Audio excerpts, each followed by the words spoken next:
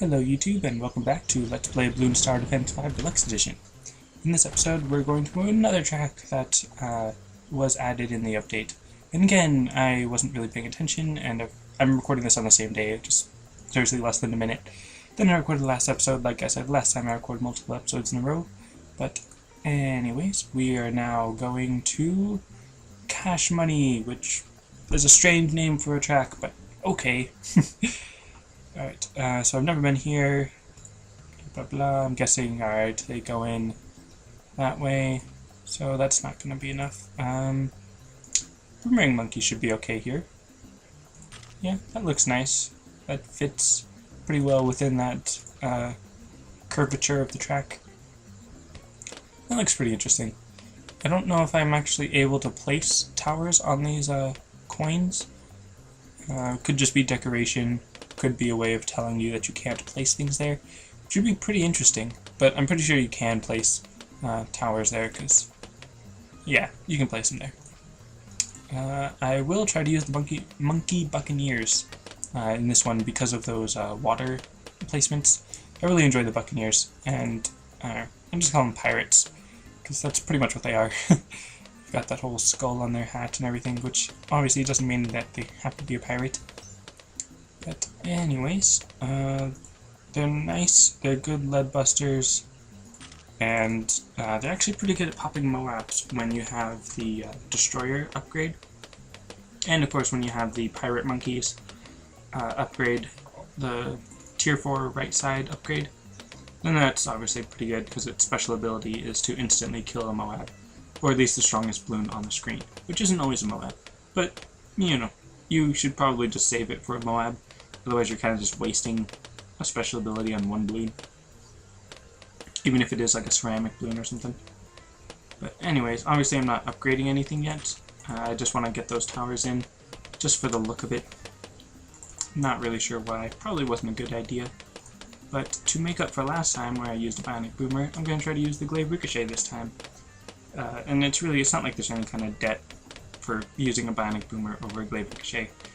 But I do kind of prefer the Glaive Ricochet, even though there are times when the Bionic Boomer probably would be better. But I still think it would be amazing if you could have a Glaive Ricochet with the speed of a Bionic Boomer. That would just be unstoppable. Which is kind of what happened on the Crucible, the special mission. So that's pretty cool. What else? Don't feel like upgrading the pirates yet. Just because the Bionic Boomer, or not the Bionic Boomer, just the Boomerang Thrower, it's decent enough on its own. The pirates are just used mainly for the cannonball to pop the leads, even though the Boomerang Thrower can pop leads on their own. Alright, probably add some Ninja Monkeys once I get everything else upgraded right here so that they're able to pop down that lane. Even though they have the what's called Seeking Shuriken, so that it doesn't have to be exactly in a line or a path buster. But it's always nice to have them as a path buster. Either way, even though the track starts off with that curve and then goes straight down, that means that when the balloons get past it, if they get past it, when they shoot downward toward this path, then they're just shooting in a straight line, which is helpful. But again, Seeking Shuriken, don't really need it to be in a straight line. Alright, see, this is something that I don't remember if I've mentioned in my videos, but I mentioned on the forum that I wish there was a button for, or like a toggle switch or something, for just an auto send wave, so that you could just press it, you can have it on the fast forward, and then you don't have to keep pressing go or double click on go to get through to the fast forward and everything. And now I have enough of that, and just waiting for another 1,000. And then like 250, I think, for the yeah, just 200 for the red hot rings, which are now red hot glaives. And yeah, I wish there was a way to fast forward faster, or like skip a wave or something, just to make it go through quicker. Alright. Even though for some people that would be a problem, because they might skip through thinking that they'll be fine, but then end up losing some balloons and then not know what happened and wish they could have used a road spike or something, and This is pretty interesting. I probably should have used the Bionic Boomer because of those faster balloons that get through the glaive ricochet. But the pirates are good at helping in that regard. But it is getting a bit harder. And I'm going to give them the grape shot first, just so that they're able to. Oops, none of these have camo detection yet, but the monkey pirates, they'll have camo once I get a bit more money. They'll have it before round 33 for sure. Alright, because it's only 215. I don't want to use it yet, just because obviously the little other upgrades are a little bit more effective. Alright, and I'm trying to think about what I'm actually doing, which is why I'm not talking as much. I'm talking slower and more boringly, which does not make for good commentary, but it makes for an okay walkthrough because I'm actually paying attention to what I'm doing, so that you actually know what to do if you ever play it and try to follow my example or something, which isn't always a good idea because obviously I have lost in the past. Just giving them camo detection, and I guess I should just wait for the destroyer, which is pretty expensive. It's kind of lame, which is why I probably should have used a banana farm. But the banana farm isn't always the best option, I don't think, because you do have to get to a point where you don't have to spend money on your towers in order to keep up with the balloons, which doesn't happen that often. On some tracks like these, you do actually need to spend a lot of money before you can actually just coast, pretty much, and then by that point, the banana farm really wouldn't be as useful, because once you get into, you know, the 30s, or even just past round 25 or something, then you're not really making as much money as you might think you are, because you're putting in all that money towards the banana farm, and it's pretty much only when you stop upgrading the banana farm that you actually start making any profit. And it's even a little while after that that you start making a profit. So the banana farm is definitely better if you place it earlier, which is why using special agents, spending some of your monkey money to buy a few special agents to help you pop the balloons without having to spend your in-game regular cash, which is something that I'll probably end up doing eventually once I get to a really difficult track or something. But for right now, I'm okay without using the banana farm. So yeah. Alright, so now it's just time to get the ninja monkeys. Once, obviously I have enough money. And they're kind of expensive. Not too expensive though. And now I felt like I should use ice monkeys, or ice towers, just because, but nah. For some reason I was thinking that they cost 600. That's probably just on medium or hard. And just increase those.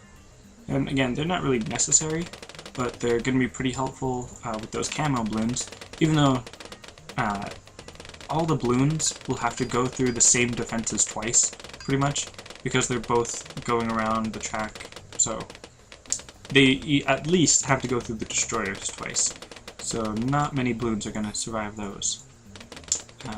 But then the ninja monkeys are also going to be useful at getting those ceramic balloons, especially the ones that come out of the Moab, to go back towards the beginning of the track, just to give us a little more time to pop them. And I don't know why I'm having such a hard time thinking about talking while I'm playing this, because really, like, hardly any balloons are even reaching halfway. Which, of course, they're reaching halfway as I'm saying that they barely reach halfway, which is ridiculous. That always happens. And look, ceramic balloons. Alright, so now just waiting on 2,340. Yay. And glaive ricochet, I don't really know how effective they really are. When I've got something like the destroyer with such a high attack speed. Glaive ricochet really right now is being more of a support tower, or support monkey, rather than the main offensive unit or anything. But they are still helpful when there's like a big stream of them or something. So yeah. And then of course camo balloons. This is round 42, isn't it? Yep. Alright. And something that I noticed, maybe I'm wrong, but here on the Deluxe Edition, when you finish a round, it's still round 43, then when you press go, it switches to round 44. But I think on the web version, when you finish the round, it switches to round 44, and then when you press play or press go, it's still round 44. So that kind of threw me off a little bit, because I really don't play the web version very often, but Death Penalty 52, I think, is the username of the person that invited me to play co-op with him. And, you know, if you're listening to this, I can just tell you here, I had one account that I was using to play on the web version, and I had spent like 20 bucks buying all the premium upgrades, and I think I got to like rank 70 or something, so that was pretty awesome. But then I kind of forgot the password, and I had signed up using like a alias, a different like screen name and stuff. So I eventually restarted, made another account with my actual name, Patrick Ochoa, and then I'm still only at like rank 32, so I'm not going to be that helpful, I guess. Oh wow, that was... dang. I actually lost quite a bit of life there. Alright, so, Super Monkey time. Just to help out with that. And I'm going to build 2, just to keep things symmetrical. But, wow, I did not expect to get that far. Alright. I really enjoy making things this symmetrical and neat and all that. Even though probably isn't the most effective way to spend things. If I really just focused all of my attacks right here, then it'd probably be a little better. But splitting up the defenses is decent since since the balloons do come in from different angles. Alright, give them more range, just to make sure that that Moab does not go all the way through again. Alright, and I almost feel like selling these boomerang throwers just because they don't seem very helpful anymore. But the bionic boomer would also be helpful with the Moab. Alright. Wow. That actually got pretty far. But obviously not far enough. Actually, I'm going to sell these boomerang throwers. Because also their specialty building doesn't help them very much when you're the glaive ricochet. Because the whole point of the glaive ricochet, the whole point of the